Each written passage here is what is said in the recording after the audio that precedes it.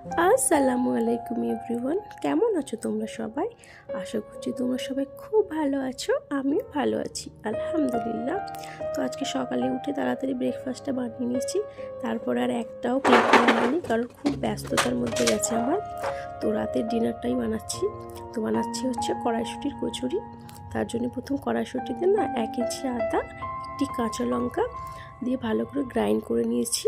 তারপরে একটু তেলের মধ্যে হিং আর কালো জিরে দিয়ে আর একটু অল্প চিনি আর ওই ব্যাটারটা যেটা বানিয়েছিলাম সেটা ঢেলে দিয়ে একটু চিনি আর লবণগুলো দিয়ে ভালো করে মিক্স করে নিলাম।